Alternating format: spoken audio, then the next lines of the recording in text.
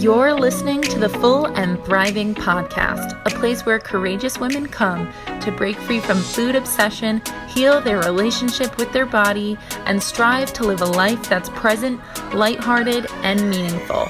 If you're listening, my wish is that this podcast serves as a catalyst that inspires you to nourish your body, nurture your mind, and energize your spirit.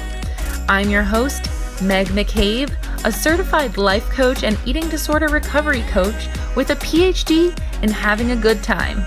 Just kidding about that last part. Anyway, thank you so much for listening and enjoy the show. Hey everybody, and welcome to another episode of the Full and Thriving Podcast. Thank you so much for tuning in today. Today we have a solo episode that I'm really excited about. It's called How to Conquer Your Fear Foods. And for those of you who are new to recovery, a fear food is exactly what it sounds like. It's a food that you are afraid to eat. And these are foods that you have negative beliefs attached to. So for instance, a fear food of yours might be a donut, and you have all these negative beliefs attached to a donut. For instance, that donut has too much sugar in it, or I can't eat icing, or I can't eat fried foods. So you have attached all of these beliefs about what is good and bad about foods, and that has manifested into this huge fear around eating the food, and chances are you've stopped eating that food altogether. This is very common in the eating disorder world because, as we know, diet culture has been brainwashing all of us to believe that some foods are good, some foods are bad, eating some foods make you a better person, eating other foods make you a bad person. Whatever it may be, diet culture has really brainwashed us. I keep saying that. It's brainwashed us to believe that these foods are illegal or poisonous or things we shouldn't be eating, but in reality, foods are really neutral. And in order to live a full life, you really need to have some flexibility in the kinds of foods you eat and expose yourself to those foods that you used to be super afraid of. You might be judging yourself at this moment saying, how in the world did it come to this? How am I freaking out over eating a piece of pizza? And I just want to say that everyone in the world is triggered in different ways. So for you, it's food. For other people, it might be social anxiety or relationships. It really is unique to everyone, and everyone struggles in different areas. So try not to judge yourself, because when it comes to mental health, everyone's triggers are different. And for you, it's food, and that's okay because you have an eating disorder or disordered eating or just a really messed up relationship with food, and that is fine. Before we begin, I just want you to have a little bit of compassion and understanding for how you got to this place where food is really scary. We are in a society that teaches us to feel and think specifically about certain foods, and that is just not something that you have to participate in anymore. I just wanted to share with you that in this episode, we're going to be talking about before eating a fear food, during eating a fear food, and what to do after you eat your fear food. The first thing I want you to do is list out all of your fear foods. And sometimes it's helpful to create two lists. So the first list would be slightly scary foods. And then the second list are terrifying foods. So maybe there are some foods that are scary to you, but you know that it wouldn't cause like a panic attack. Or then you have foods that are terrifying to you that you can't even imagine ever eating again. List out all these foods, get very clear on what your fear foods are, and then get curious about that list. Like, what makes these foods so scary to me? What rules and beliefs am I adopting in my brain that make me so scared of these foods? And just start being curious about that list. Once you have that list, I want you to pick a food and commit to challenging yourself to eating that food. If you're feeling really inspired, maybe go for a terrifying food, but I do suggest finding a food on that slightly scary list to start, just to kind of warm yourself up. And remember, you don't have to start eating all of these foods at once. Recovery is a gentle process. I want you to challenge yourself to the degree that you feel comfortable with.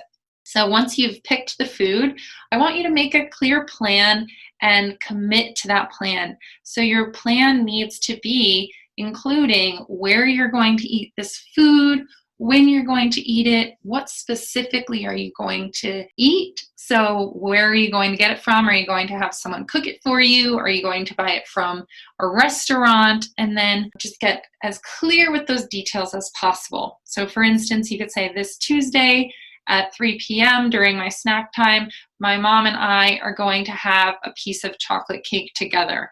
And this is going to be in our kitchen, and we are going to be listening to music during it. Just make it as clear as possible. And so when you're planning, I want you to be one step in front of your eating disorder. So eating disorders are very sneaky. They always try to start negotiating and create tactics so you can feel comfortable with eating this fear food.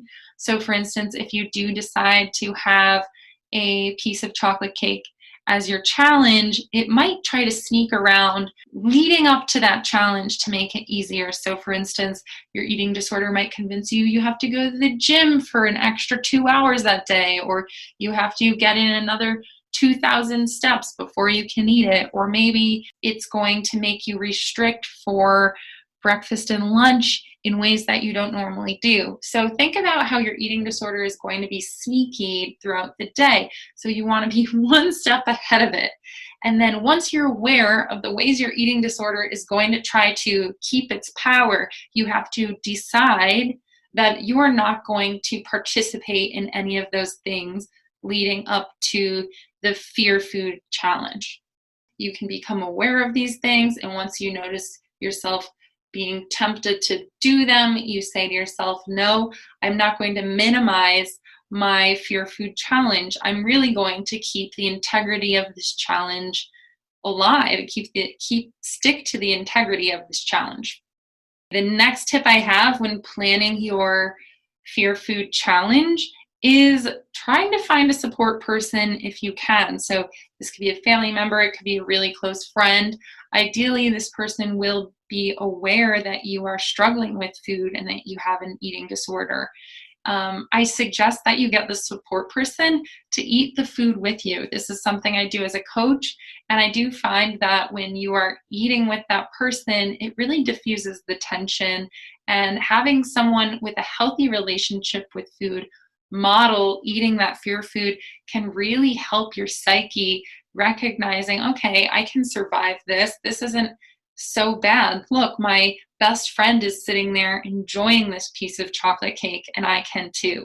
And if you don't have any support person at the moment, I do recommend that you turn to a professional to be that support person. So for instance, a recovery coach is a great option. There are also peer mentors out there. You can find another professional, might be a dietitian that would be willing to eat with you. And some therapists I know that do the same thing.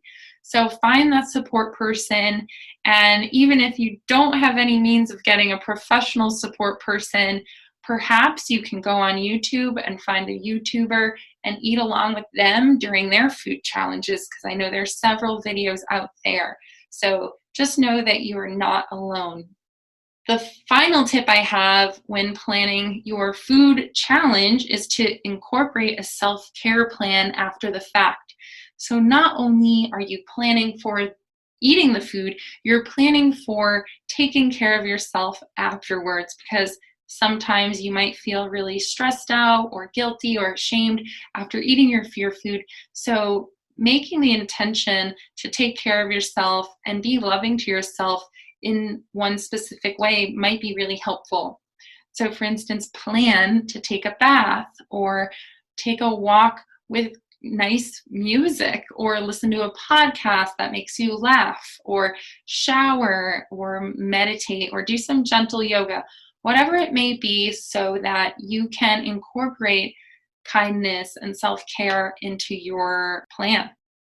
So now that you've gotten really clear on your plan, you've hopefully found a support person, you've anticipated how your eating disorder might try to negotiate, and you've created a self-care component, the plan has been made. And with this plan, now I want you to do a mental rehearsal of this plan. So visualize this plan going successfully.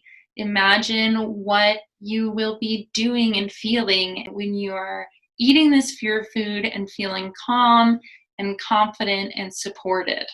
So really just try to get as detailed as you can with this visualization. And the cool thing about visualizations is that your brain doesn't know that this isn't real.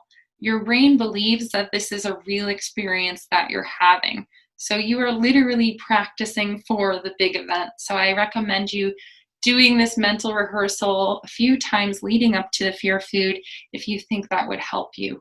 And this is something athletes do. For instance, athletes in the Olympics will visualize their race. They'll visualize every turn, they'll visualize every move, every play.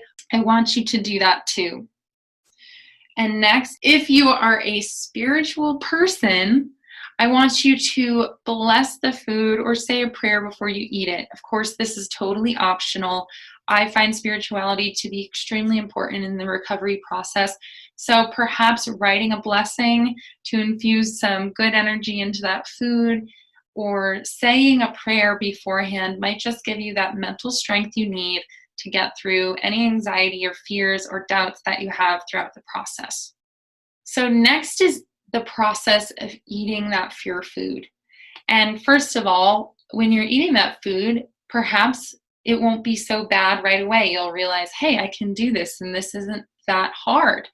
And if that's the case, I want you to really focus on enjoying that food, thinking about how far you've come, because perhaps just a few weeks ago, you would have never imagined eating this food. Maybe you haven't had this food in decades. So whatever it is, just revel in the fact that you are giving recovery your best shot and that you have had victories along the way. If you are having trouble with eating the food, I really do think it's okay for you to distract yourself. So maybe have a conversation with your fear food friend or maybe if you're alone, listen to a podcast or watch a funny show. Just distraction isn't always a solution, but it can help you, especially if you're feeling a sense of anxiety, but still want to eat the food and feel as though you are making progress. And I think that's okay. Of course, you want to feel your emotions and name them, but I'm not saying that you should be spending all this attention on the anxiety that you have. Really distract yourself if necessary. If you want, you can also have a more mindful experience when eating, so you can really embrace the 5 senses if you prefer to do that. So make it a nice experience, really take in the smell and appreciate the taste and try to have fun with playing around with the flavors and notice how it feels in your body and how you feel throughout the entire process. So that could be a really cool experience for you when eating the food. Of course, when eating the food, you might have some eating disorder thoughts come up. And this is an opportunity for you to argue against your eating disorder thoughts or just get really curious about those thoughts and challenge them. Say, why do I believe this? Like, what makes me believe X, Y, Z? Why do I think this is going to cause me harm? And get curious. I have a list of about 5 thoughts that will save you from eating a fear food. I actually wrote a blog about this several years ago. So I'm going to share some of these thoughts. I'm offering you these thoughts that you can adopt, kind of use as your mantras as you're eating a fear food, just to help you throughout the process. So thought number 1 is, I choose to fully participate in the human experience. Think about that one. When you are trying a fear food, you are opening your life back up to possibility and just being fully human. And by eating foods and allowing new foods back into your life, you are more fully participating in the human experience. And that's really exciting. So saying, I choose to fully participate in the human experience is going to tap into that reason why you want to recover, because you don't want to be attached to your eating disorder any longer. You don't want this mental pain in the butt. You don't want this food obsession anymore. And so by allowing yourself to have these foods, you will be able to eventually let those things go and fully participate in life and be present in the moment. The next thought is, my body will burn this energy first. And this is a thought, especially if you're eating a fear food with sugar and carbs, because scientifically it is proven that your body burns through sugar and carbs first. So in reality, if you're having a sugary, carb-tastic food, your body's going to burn that energy. So that might be some sort of temporary relief thought that you can have to get you through those fears. Another thought that you can take on is food is neutral and food is my medicine. Thinking about food neutrality and realizing that this food isn't going to make me fat. It's the behaviors attached to the food that are going to make me fat. Or it's my relationship with this specific food that is not good for me, not the food itself.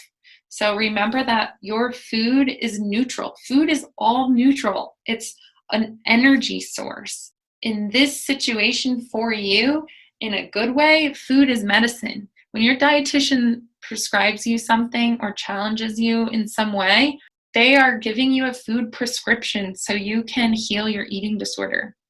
The next thought I'd love for you to take on is, I'm aware that my eating disorder is lying to me. Just like anxiety, your eating disorder is going to make up stories so you can stick to it. And so it can have power in your life longer than it has to. And I want you to just know that your eating disorder isn't telling you the truth. It's just trying to manipulate you and keep you controlled by food. So saying, I'm aware that my eating disorder is lying to me, makes you open to the possibility that none of your fears are really that true. It's not as scary as it may seem. And then the final thought is, fake it till you make it, okay? Just get through this moment. I do find it's really easy to fake it till you make it if you have other people in the room. And just remind yourself, okay, I might be feeling really terrified, but I'm not going to let myself actually be really terrified. I'm not going to let myself act terrified. I'm not going to show my terror. I'm going to fake it. And I feel like this detaches you from that emotion. It puts a wall up. So even if you're feeling scared, you know that you're just going to eat the food and you're going to be done with it. And that is okay. So after eating this food, so that was everything I wanted to share with you about during this challenge. But after the challenge, there are also some things you can do. So first of all, the self-care plan is what I want you to do after the fact. So whatever you chose in planning this challenge, I want you to stick to that and just go jump right into that bubble bath or have that hot shower after you've tried your fear food, just so you can remind yourself that you do care for your body and that you do love yourself and that this was something that was challenging, and you're going to recognize that now you need to take care of yourself. I also recommend journaling after the fact if you want to process your emotions. Finally, self-compassion is a huge piece of this. Have compassion for yourself and recognize that even if you had one bite of that chocolate cake, that is a victory, okay?